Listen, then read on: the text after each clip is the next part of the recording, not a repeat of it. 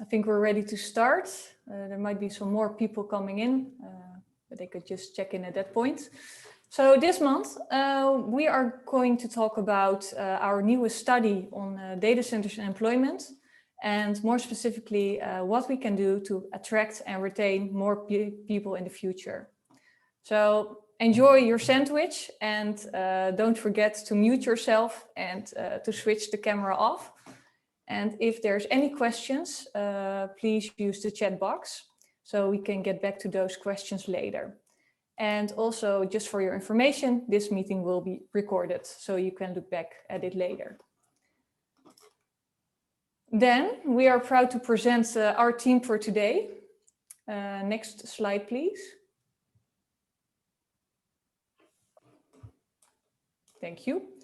So myself, Eline Stuyverwold, will be representing DDA, and my co-hosts for today are Chris Abjan and Dirk-Jan Cooley from Mercer. And in addition to that, we have a voluminous panel, including Paul Vaas of Dataplace, Jan-Daan Luijks and Richard Kaak of QTS Data Centers and Zentris, and Monique Sarolea and Arjen van Wijk of Bytesnet. So the program for today, we'll start with presenting the key insights of our study. And then after 20 minutes, we'll start with an interactive panel. And the final 5 minutes, we'll do the closing remarks and questions. So first of all, about the report. Why did we do the report in the first place? Well, first of all, data centers have been in the news quite a lot recently. And it is often said that data centers use a lot of power while they provide only little employment. This is not true, because data centers are fundamental for millions of jobs, and we need to keep emphasizing its impact. Second, in the Netherlands, but also in Europe, we need thousands of talents to facilitate both digitalization and the energy transition.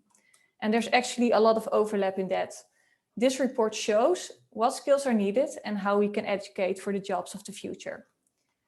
And last but not least, we see that data centers are forced to take part in the war for talent, competing with many other industries. This is not sustainable and it needs to change. This report therefore provides tools and insights to change this. So here you see the report. We will not spend so much time on this slide, because after this presentation, you will be sent the full report so you can read it for yourself. So we're moving on to the key insights and results. And our first statement is, if we want to grow our digital economy, we need data centers. So I'm sure that everyone in this audience by now knows this. But it's something that we need to keep emphasizing, as the bigger public doesn't know it yet. And if we look at the findings, we can safely say that 100% of Dutch citizens work, learn and connect via data center services. Every single person uses data center services directly or indirectly. And this also has an economic impact. At this point, 60% of Dutch GDP is driven by digital. And also if we look at the companies with the highest market capitalization, we see that these are all tech companies, such as Apple, Google, Microsoft, and so on. And this is only the beginning, as data traffic will be 20 times as large in 2030. So the next statement, the impact of data centers on employment is enormous. So we often hear from people that have been in a data center that there is little to no employment. And that's because they don't see many people actually walking around in the facilities.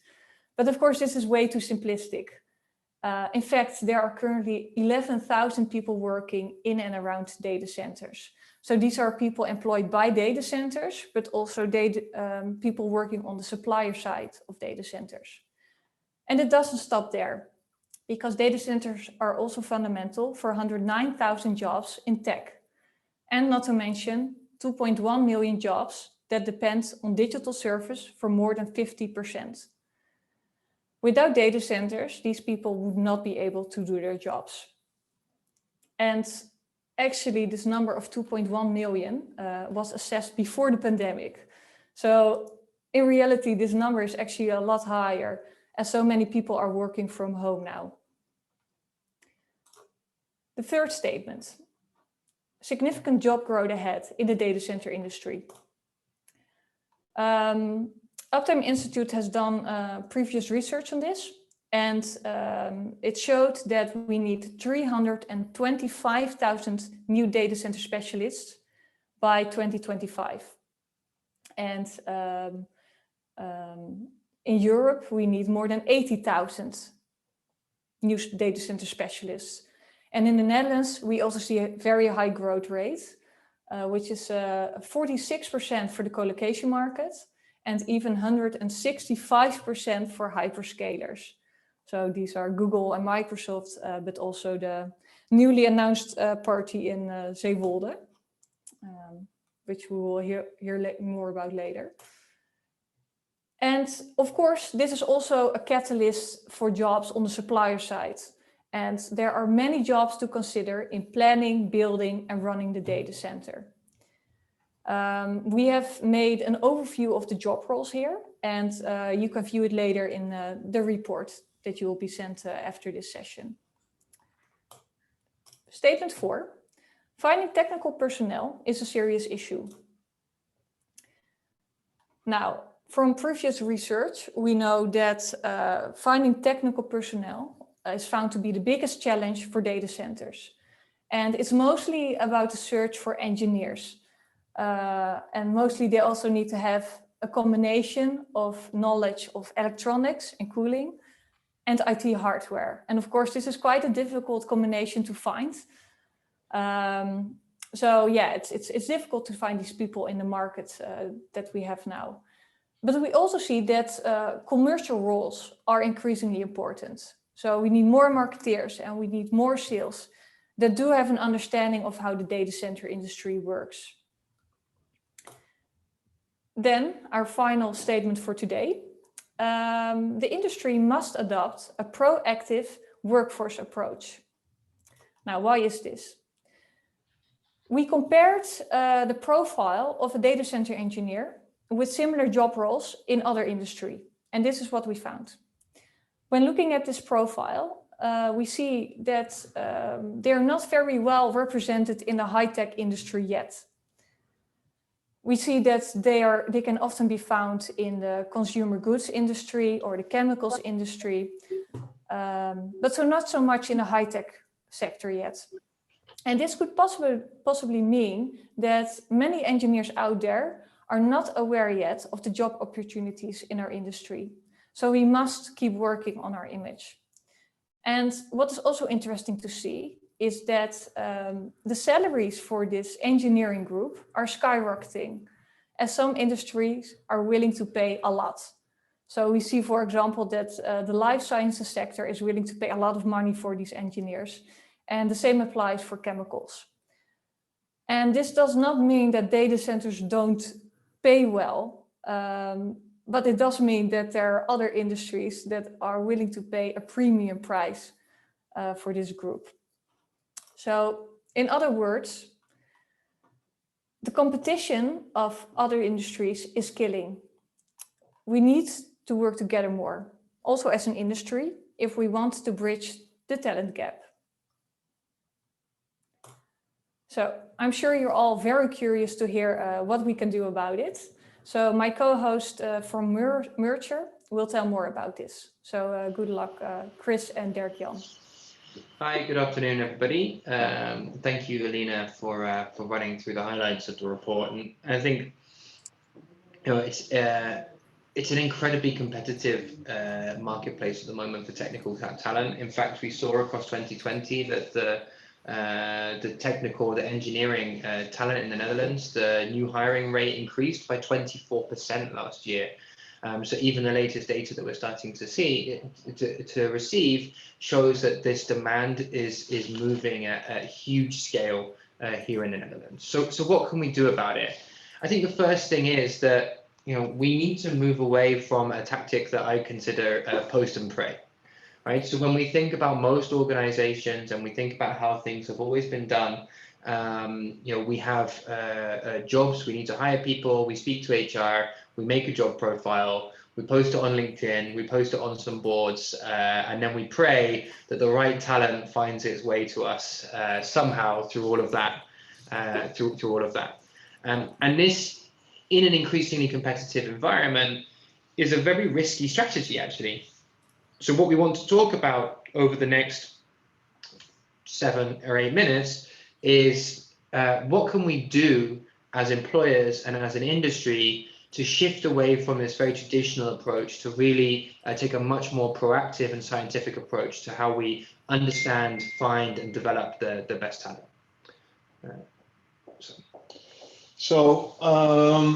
If we understand that the demand for these jobs is increasing and we don't start doing something about supply, then of course we understand also that the prices will skyrocket. So first, as an industry, but also as an individual company, you will need to be better aware of which talents, which competencies and skills you would need to execute your strategies.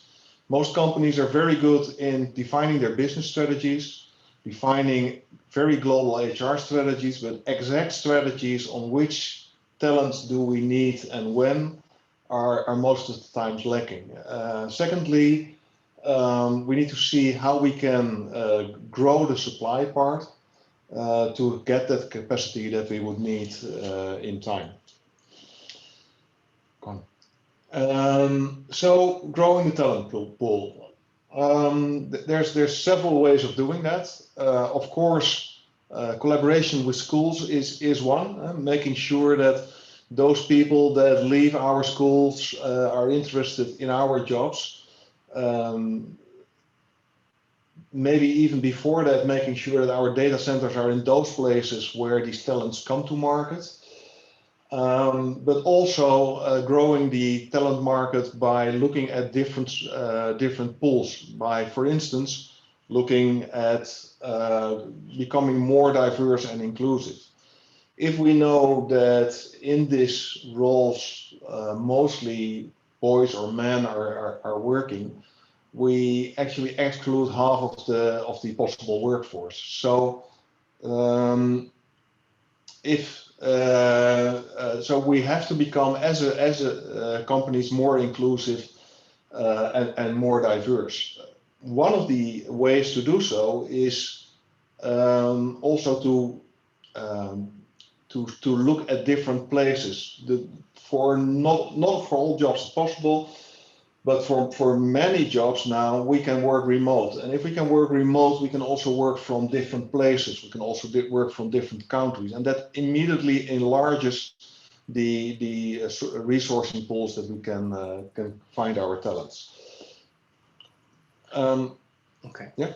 So the key question is then, once we have identified what we have now, what we need to have in the future, we've looked at the different avenues to help us grow that talent pool.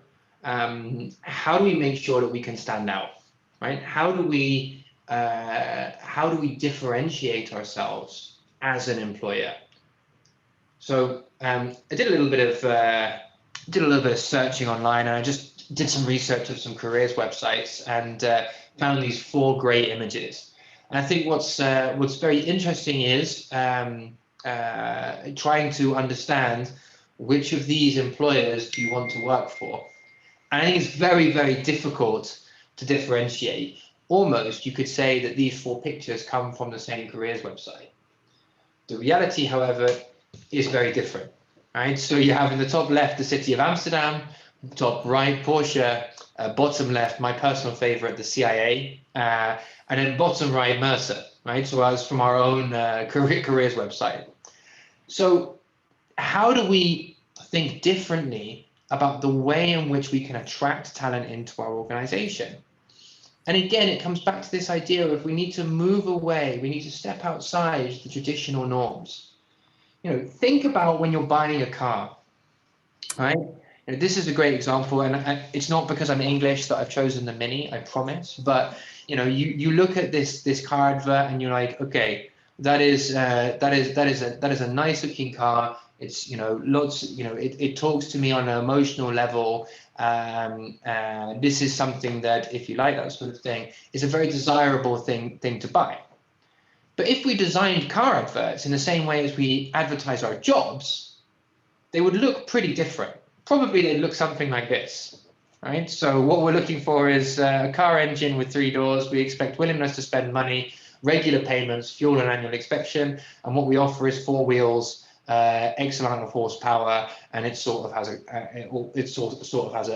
a boot, right? But we know that's not what's going to sell cars. So why is it, when we know that demand is extremely high, that this is still the way that most organizations are trying to sell their jobs and sell their roles within their company? And so we have a very, at Mercer, we've done quite a lot of research in how organizations can really stand out. And it starts with understanding and answering the key fundamental question for ourselves, right? What kind of employer do we want to be? What is the relationship that we want to drive with our employees? And this has many layers. So if you look at this pyramid as if you were looking at Maslow's hierarchy of needs, you have at the very bottom our compensation and benefits. How much do we pay? What benefits do we offer? And this is largely about hygiene, right? You need to make sure that it's fair, that it's competitive, that the contributions are rewarded, and that you know, the key kind of duty of care elements are taken care of, such as a good pension, such as you know, market practice benefits. But it's unlikely to be your main point of differentiation, right? I mean, there are of course some companies that use compensation as a differentiator, and we'll talk about that in a second. But the second layer, which is where we start to create this differentiated experience, is how can we think about helping our employees learn, develop, and grow throughout our organization? And how do we approach well-being? And that's not just the typical traditional view of well-being, such as, you know, making sure that they're physically healthy, but also how do we support emotional well-being? How do we support financial well-being of our employees?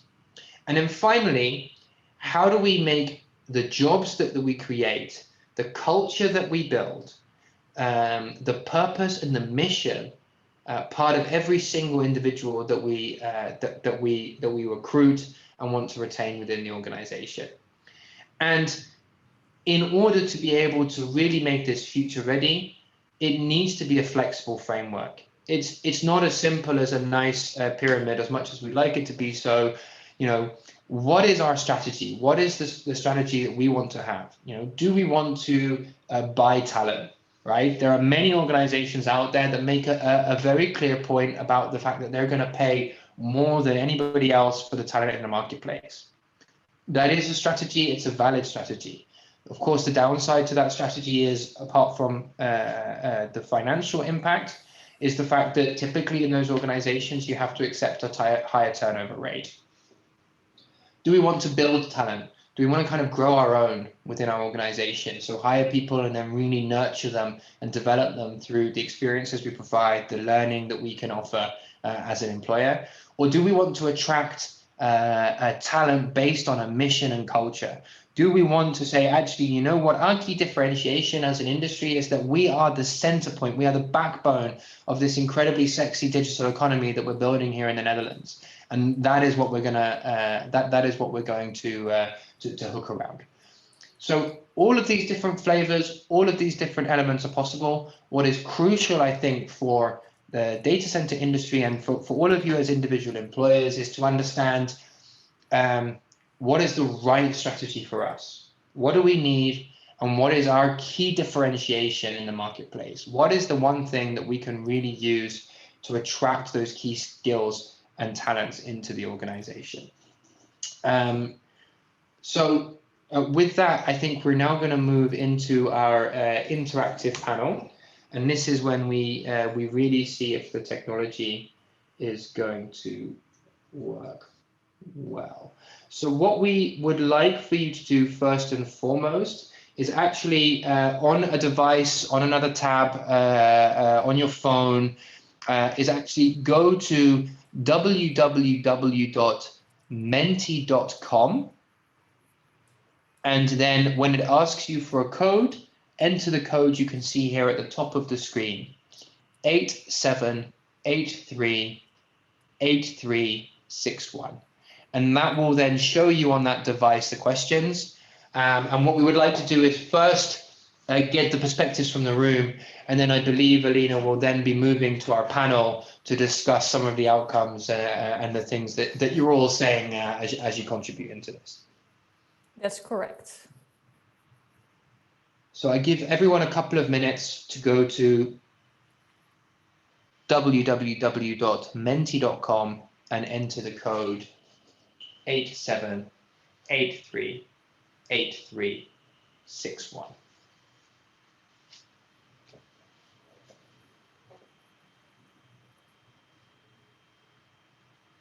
All right, I can see people are up and running. So feel free to add in the answers here. We'll get a nice word cloud. We'll see what the consensus is in the room, and then we'll be able to talk about some of these answers.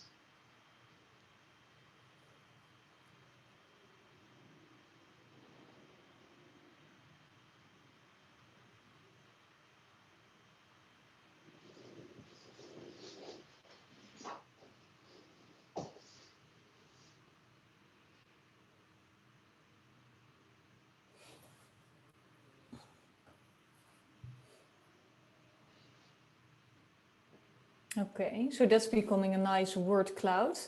And in our panel, we have 3 data centers that all have a very different size and probably also a different target group and different channels to find the target group. So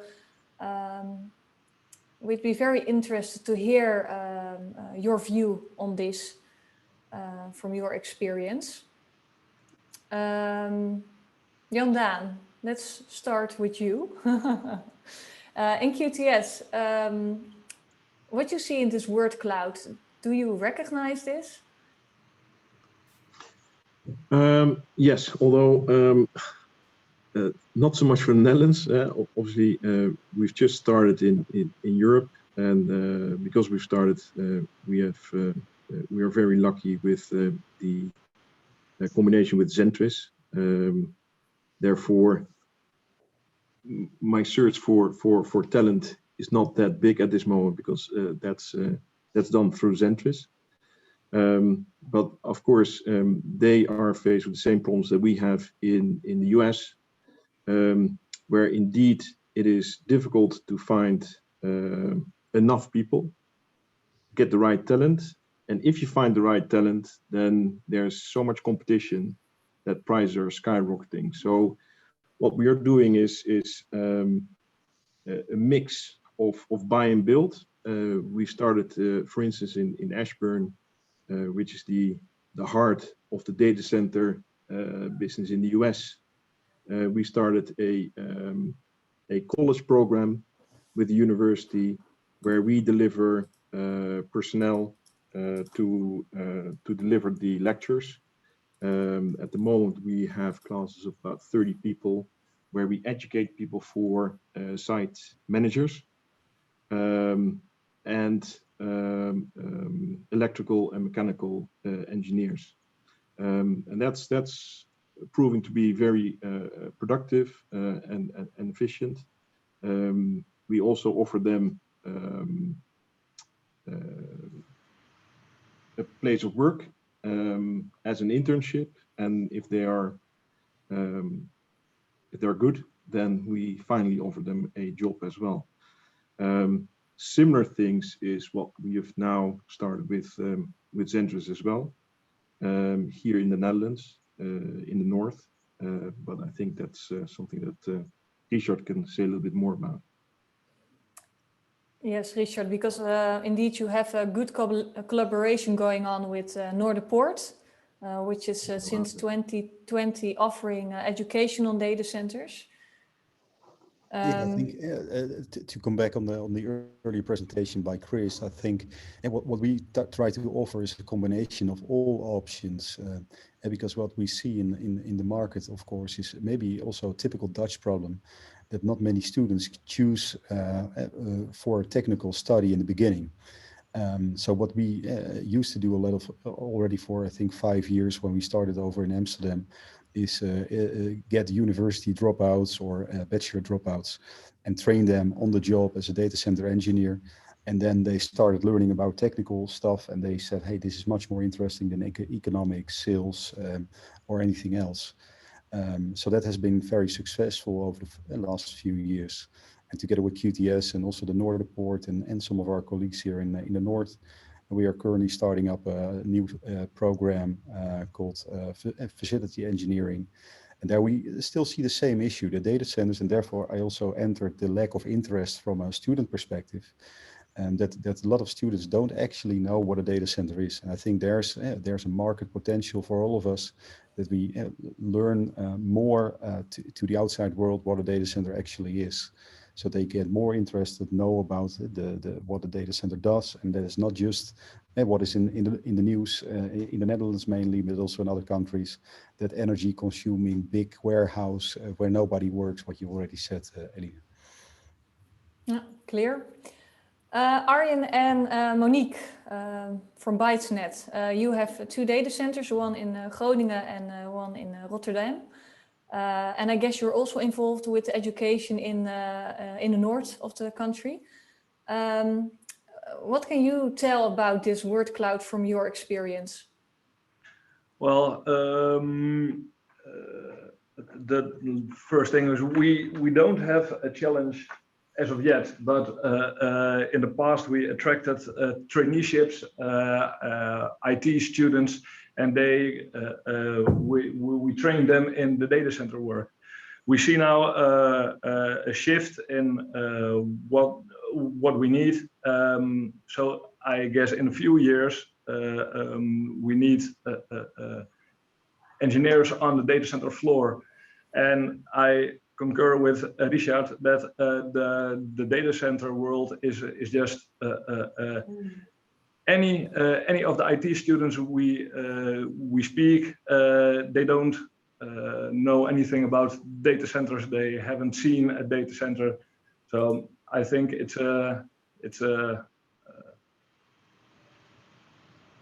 we should work on that.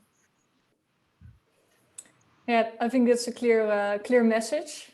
What do we see for the rest? Yeah, we see diversity. I think that's also a problem for all of the data centers, but we'll get to that later. But yeah, the lack of interest and maybe just a lack of awareness in general might be one of the biggest issues for now. All right, so let's move on to the next poll question. Okay, so yeah, here we want to ask the question around what is the most effective way to fill talent gaps in your opinion? So we have a few options here: increasing the entry-level talent pool via education partnership. Of course, we've heard a little bit about that already. Reskilling experienced talent from other industries, improving our employer brand, reviewing our pay and benefits, or working on the corporate image of the industry.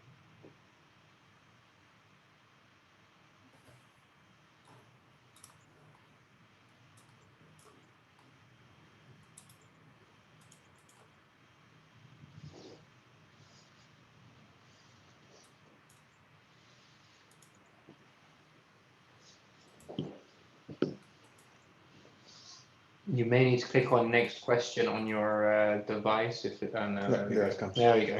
There we go. People were just thinking about it. I like this reskilling that it pops up as first for the moment.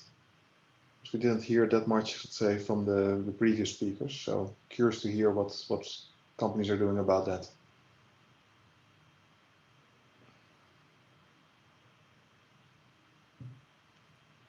Yeah, so we'll give it one more minute.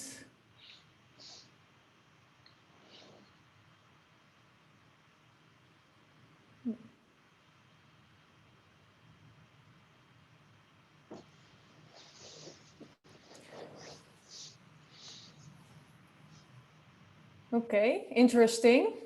Reskilling on top, followed by educational partnerships. So who wants to say something about this? Yeah, I can say maybe something about it. If we compare our market, where we need a lot of, like Arjen already said, IT engineers, but also I think electrical, mechanical engineers will be on top of the market most wanted list in the next few years. And we compete with solar parks, we compete with the large windmills in the north of the Netherlands, but also in the west and southwest of the Netherlands, and in entirely Europe. We see oil and gas decreasing, so we are spending a lot of time in getting people from the oil and gas industry and training them to be a data center engineer. It's also a mind thing, because also in oil and gas criticality is really important. For another reason, you can have an environmental disaster when you don't act critical on your works. And we can also, as a data center industry, learn a lot of those lessons that they already learned over the last 60 years. So when you look at methods of procedures, EOPs, SOPs, etc., it's really interesting what those kind of people can bring to our market. But therefore, I also entered that we need to work on the corporate employer image of our industry, so that we show that we are really a professional industry, just like the oil and gas industry, that is offering a good workplace for not only the next 5 years, but that we are here to stay for the next 30, 40, 50 years. Benefits for a data center would be that you would be in a much cleaner and safer environment, also for people becoming older. Yeah, I fully agree with that. Yeah, it's a very clean technical job indeed, and interesting that you mention oil and gas, because indeed that's an interesting talent group where data centers are not very familiar yet. We actually have another initiative going on for reskilling people, in which Zentris and Bytesnet are also partly involved, which is a data center college. And here we target, for example, the Ministry of Defense, so old veterans that want to have a normal job. But we also see there that we get a lot of interested candidates from the IT sector. And so would that also be an interesting group for data centers? Perhaps Monique can say something about that. I think that's very important to bring the data center to the people, that they know what a data center is, and also to the students. And I think with organizing events for education and training institutes, it's good that the data center are involved with that. Then you learn the people what a data center is and how they can work in a data center. And Monique, when you say people, do you? The students, the young or all elder people, it doesn't matter really what kind of people, because there are also elder people who want to work in a data center who has to change from job. So it's important to know for everybody what a data center is. So basically what we're hearing here is that everyone is welcome in the data center, no matter the age and yes, of course. gender. Gender also doesn't matter, but it's a technical job. Most of the time it's a technical job, and there are not a lot of women who educate a technical study. So it's very difficult to get women into the data center. Yeah, that's definitely true. Our next question. And maybe one other comment. I fully agree with Monique in first, but and what we also see is that due to COVID, we haven't heard anything about COVID yet regarding this item, but due to COVID, we see a change in the data center landscape, I would say. There's a lot of parties that usually would install own equipment and now are asking the data center parties to install that equipment. We see it with Equinix that has the metal solution where you don't even have to own the equipment. We also see that in the data centers together with QTS that a lot of customers don't want to come to the data center from the UK or the US even, while they normally would.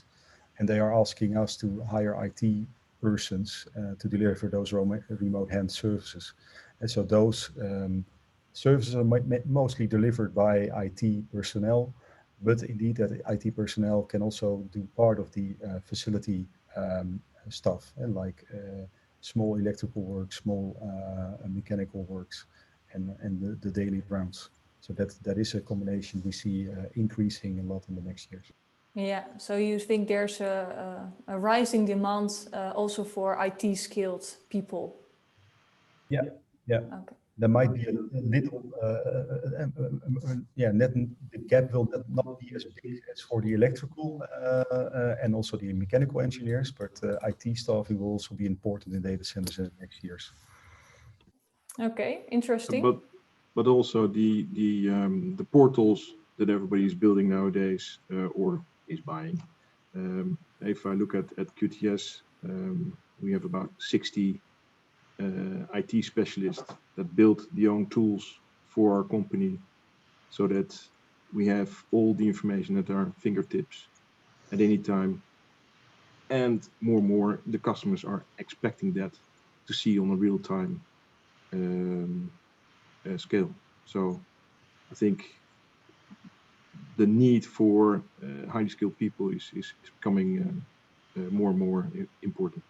Yeah, yeah. But with that, you mean, Jan-Daan, mostly the people that's working on your own IT systems, correct? With the monitoring tools, etc.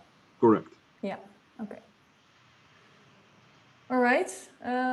Chris, I think it's time for the next question. Yeah, and I think we already heard a few perspectives on this after the last question, but now, we all know that diversity is an issue. I think it was already highlighted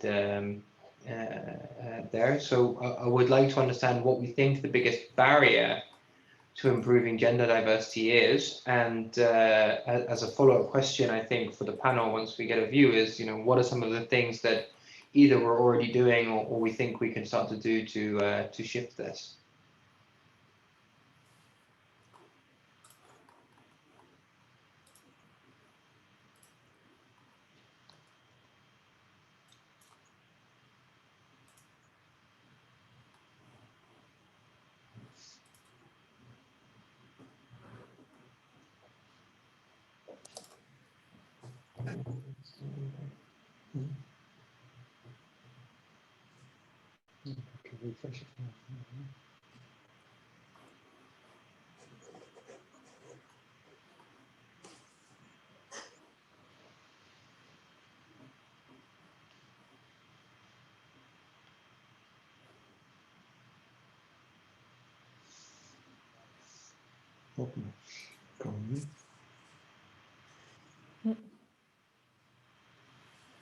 There we go.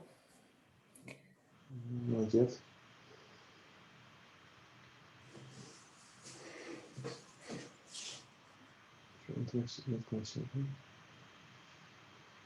Says 14. Yeah, no, just.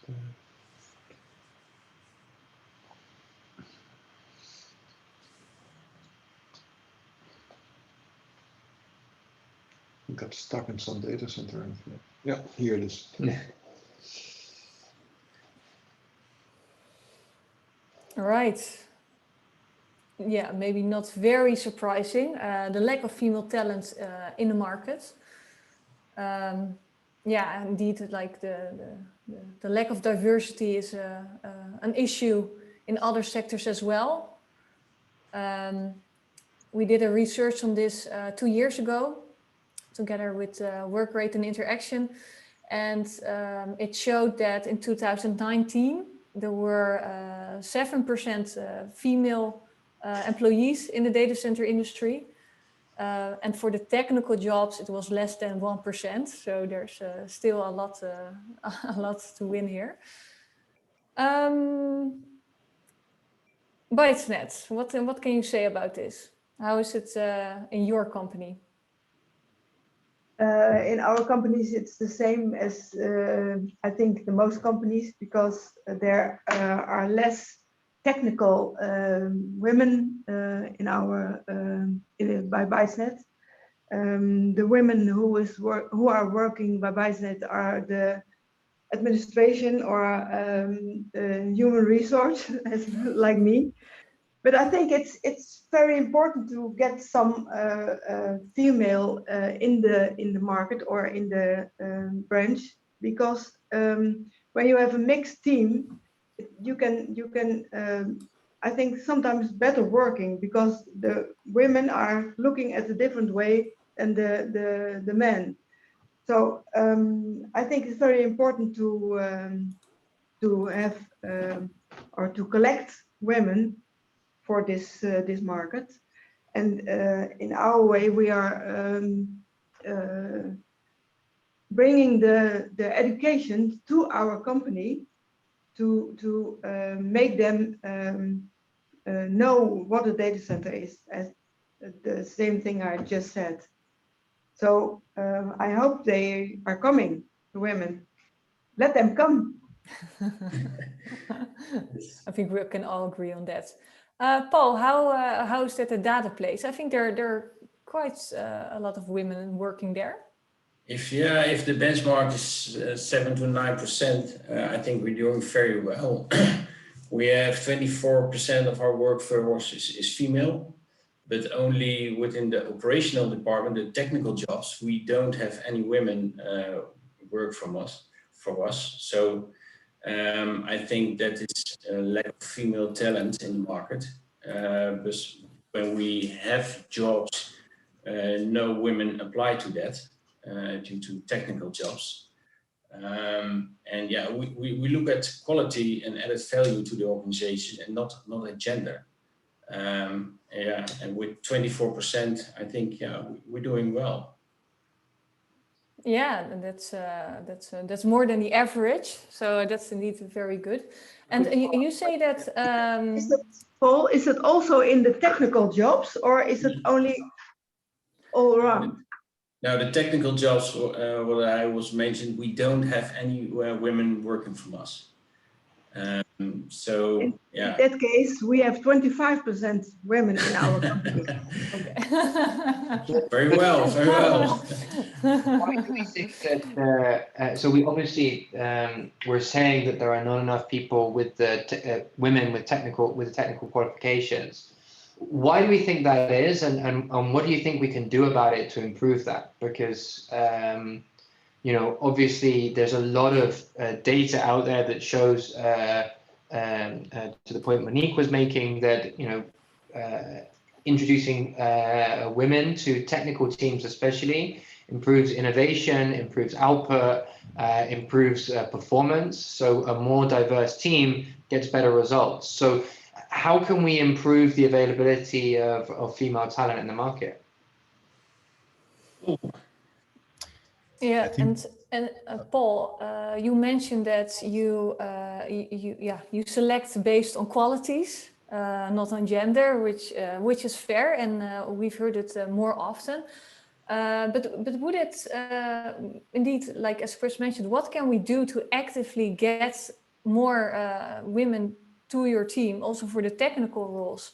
Because if nothing changes and we keep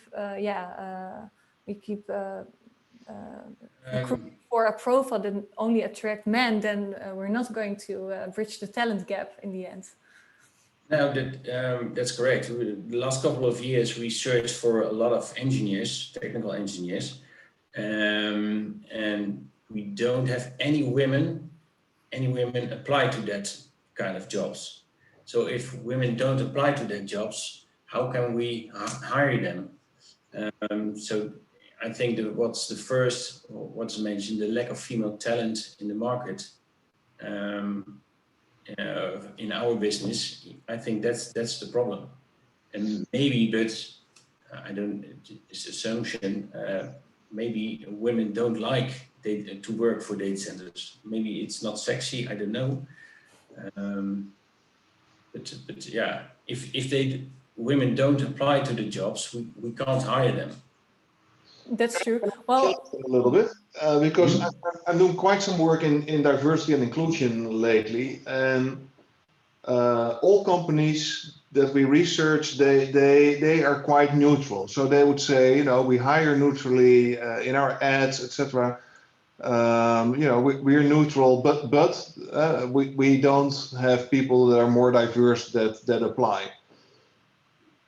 My answer would be, if you would like to change that, you have to go proactively with a different message and different channels to those groups that don't apply. Because as we go back to Chris's first slide, if we hope and pray that they come in, they don't. So my question would be, what can you do to be more attractive to this group? And I'm also very curious about the second part here, like how do we then make sure that we keep those more diverse people into our companies, because that's the second concern that I would see here. The second one you mentioned is for us, that isn't a problem. All women want to stay at our company, so I think the debate is very good also for women. And the first one, I really don't know. We want to hire female, especially technical female persons, but how can we reach them? That's for me. yeah. It's a question mark. I don't know. Yeah, maybe if I may hook into that, I think it's also a little. Oh, sorry. Oh, I hear myself double. Sorry. Maybe to hook into that, I see that it's also a lot of times the little bit the story of the chicken and the egg. And a lot of women during the process ask us how many women do already work for Zentris. And then we answer that on this technical position, you are the first one. And then they choose for another company where they are not the first one. So I think if we have more women in the industry working on technical positions, then that might increase. But I think what I've heard also from other parties working out in other technical industries, they also have the same issue, isn't it? So maybe, you know, Dirk, how many women work on other technical positions in other industries? Is that a lot, or are we the only one that is having this issue?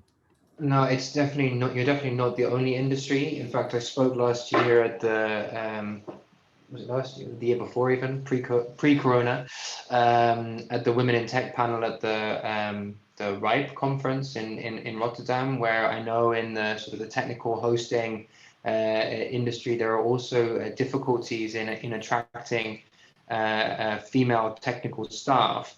And there are also a whole bunch of initiatives that are out there that are also working on this topic. So, for example, I would highly encourage those of you interested in increasing or reaching more female talent for the industry to reach out to the Women in Tech Netherlands group. They are doing great work to improve female representation. To answer the question on the benchmark, we typically see across all technical roles in the Netherlands, at least from the data that we have, that the representation is around 12% for technical jobs within the Netherlands. So there is an issue, right? But if you also then, you know, we can say, okay, we don't know why female talent doesn't want to join technical jobs in general, and thus there isn't enough technical talent for the industry. But also let's listen to the experiences and use our clout as an industry to change that and improve that. Because so I've just seen a question come in about, does it not start with education? Absolutely. I was speaking to someone a couple of weeks ago who they were working on this topic, and they explained, as a female in technical industry, even from school, she was constantly at a disadvantage to her male peers because technical jobs aren't for girls. So of course it's a big challenge in our society. But as an industry, as a large employer that needs talent, I think there's a great opportunity to engage with groups in the Netherlands, to engage with schools, to engage with organizations, to get the message out that this is an environment. And the key thing, and I think one of the points that was raised is sometimes people don't want to be the first woman in, right? And that I get. But how you can also respond is, well, what are we doing, to show them that, yes, you might be the first, but more are going to follow, because these are the initiatives that we're working on. If you can turn around to those talents and say, we're building a female engineers network across the industry. We are, we are putting initiatives in place to really focus on this, then people will come. Yeah, so I think, as long as you don't show it to be important, you have a very weak case, because you don't have people and you don't show to do something different. So if you want to reach out to other talent groups, yeah, you have to, I think, first understand what their needs are. Secondly, to specify your message and your channels on those groups. And then thirdly, make sure that if they get in, that they enter into an inclusive environment. And yeah, part of that is that there's others, but another part, of course, also is that from the top of the organization you show that this is important. And it's actually these are things that are important for any inclusion and diversity measures for any company. It doesn't really not that special for the industry. Maybe. Yeah, I think we can talk an hour more on this subject. So maybe very interesting for the next time. We have 2 more questions to go. So let's see how far we get, because we have 6 minutes left on the clock. Okay, so this is our question, which is, okay, we have clarity over the skills we need for the coming 5 years across these 3 job groupings. We want to know what sort of level of clarity you have in terms of what your demand needs are going to be over the coming years. So on the left, I strongly disagree, and on the right, I strongly agree.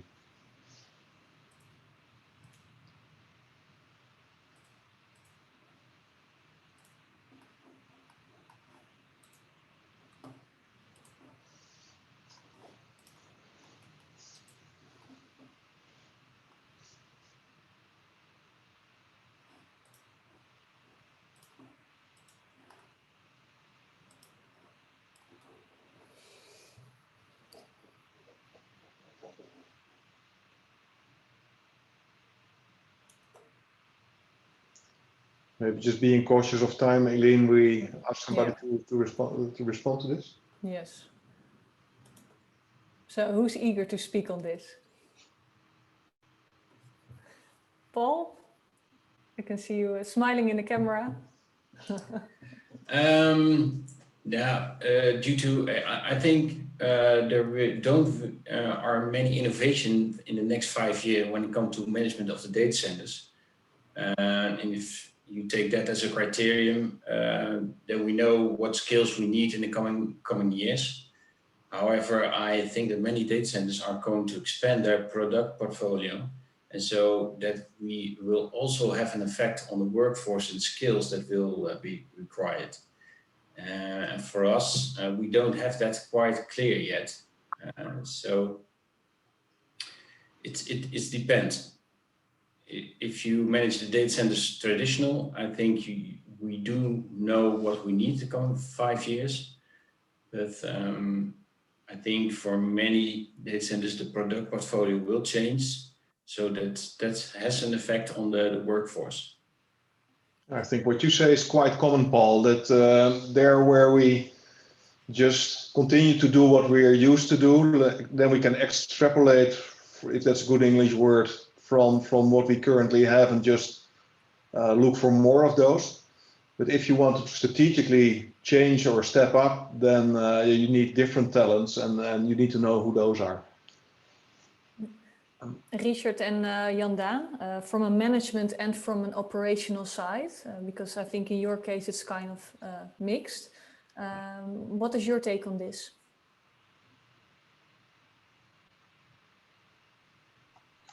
Yeah, so I think well, whether we have clarity over the next 5 years, that may be a bit long, but certainly for the next 3 years on the existing portfolio, we have a very clear view of what we need and where we are. I do think that data centers are changing, that we will need to change just to be ahead of all the green initiatives, and we have to follow the green initiatives, because I think the public opinion will only be becoming more and more important for the data center business. If you look at what's happening now in Middenmeer, or in the big cities where there are moratoriums, etc., etc. It's not just Amsterdam; it's all Singapore and other countries or cities. I think it's going to be crucial that we show the public and the governments that we are doing everything to become more green, to become more efficient. So I do think there will be a big change in what's going to happen with the data centers. So do we have a clear view for the next 5 years, what that means for the different roles? At the moment, I would say not fully, but we're working hard on making that visible. Very good point. And I see a comment in the chat of Marjolein, and she says, skills is not the same as up-to-date technical knowledge. Skills will be the same, technical knowledge will shift. And that's probably true as well. I see we have only 1 more minute, so I'm just going to ask the final questions briefly here. Do you expect to need more specialists or generalists? So from all 3 parties, or actually 4, a very brief answer to that. Starting with Richard. I think both. And what you see is, if you look at data center operations, you see that maintenance is becoming more and more standardized, and that based on the size of a facility, we see the size of a facility increasing. So you need more specialists, and not someone that oversees everything. So you cannot be the person that maintains 300 generators, but also knows everything about CRO units and cooling towers. If you look at the design of a data center, you're also seeing that more generalists are required and to oversee the full spectrum. And I think also there we see standardization, but we see also an increasing amount of data centers new developed. Wherefore we need more generalists. So it's a mixture, I would say, also depending on the size of the data center. All right. And as for the other parties, very briefly, yes or no, or both? I would say both, because we see a shift to the infrastructure as a service, and in that department you need specialists. On the data center floor, I think you need more generalists. So also both. Paul? I think if you want to improve things at detailed level, I think you need more specialists. Specialists, okay. And Jan Daan, I think you agree with Richard in that sense? Partly, I think we'll need more specialists than generalists in the end, but it will be close. Okay. Well, thank you all very much. It's 1 minute past 1, so I think the Lunch and Learn is over here. You will be sent the publication in about 20 minutes and also the recording of this webinar. So many thanks for being here and for your inputs. And yeah, we hope to see you soon on another virtual meeting. And thank you, of course, Chris and Dirk-Jan as co-hosts as well. Thanks. Thank you very much. Thank you. Thank you. Bye, everyone. Have a nice day. Bye-bye.